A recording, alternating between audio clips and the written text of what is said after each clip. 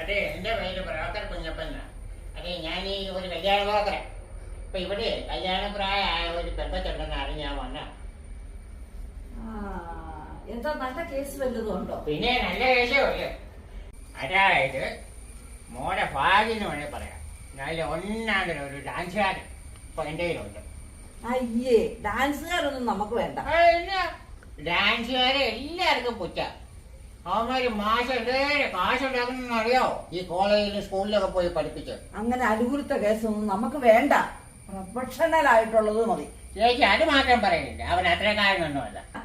ഒരു സ്റ്റാൻഡേർഡും ഇല്ലല്ലോ. ഓ പിന്നെ ഞാൻ 2ാം സ്റ്റാൻഡേർഡുണ്ട്. ഓ അതല്ല ഞാൻ ഉദ്ദേശിച്ചത്. പിന്നെ എന്നെ ഉദ്ദേശിച്ചത് ഡോക്ടറോ എഞ്ചിനീയറോ അങ്ങനെ വല്ലതും ഉണ്ടോ? അങ്ങനെയാണെങ്കിൽ നല്ല ഒന്നാമതൊരു LLB ഡോക്ടർ എന്റെ കയ്യിലുണ്ട്. എന്താ LLB ഡോക്ടറോ? ആ, LLB ഡോക്ടർ. അതായത് ഇപ്പൊ അവൻ 2 എല്ലിന്റെ ഡോക്ടറാണ്. ഒരെല്ല് ഒരു വലിച്ചൂരി അവൻ വേറെ ഒരു എല്ല് കൂടി ഉണ്ടാക്കും. അതിനാണ് LLB ഡോക്ടർ എന്ന് പറഞ്ഞത്.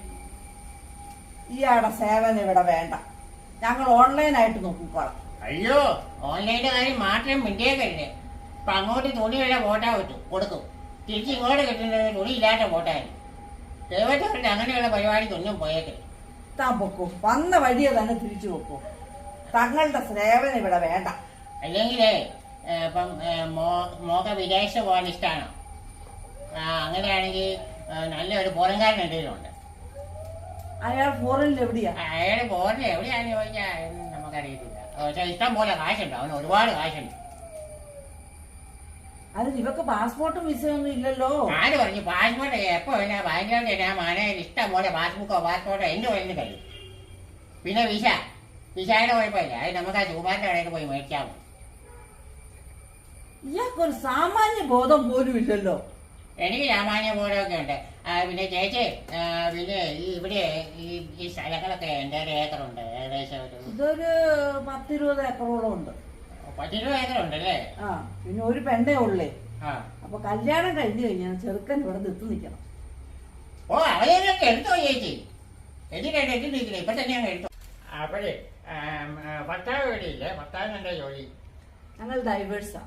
നിങ്ങൾ ഡൈവേഴ്സാണോ? ഞാനും ഒരു ഡൈവേഴ്സുകാരനാ. അതിനിപ്പോ എനിക്കെന്താ വേണം? അല്ല, ഞാൻ ആലോചിക്കായിരുന്നു, ഇത്രയൊക്കെ സ്വത്തില്ല ഇവിടെ. ഇപ്പൊ മോളെ നമുക്ക് കല്യാണം കഴിപ്പിച്ച് അങ്ങോട്ടേക്ക് വിടാം. പിന്നെ കുഞ്ഞപ്പൻ നല്ല ഇറക്കനാണ്, നല്ല ഉടുക്കനാണ്.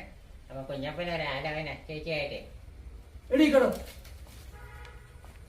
ഒരു കല്യാണ ബ്രോക്കർ വന്നിരിക്കുന്നു. വെറുതെ അല്ലേ നിന്റെ കല്യാണം നിന്നെ ഇട്ടിട്ട് പോയത്? തന്റെ മുട്ടുകാരെ ഞാൻ തല്ലി പിടിക്കും. വേഗം നീ മേലാലി കോമ്പൗണ്ടിൽ വന്നു പോയി. ഈ കാര്യം ചെയ്യാന്ന് വെച്ചപ്പോഴത്തേക്ക്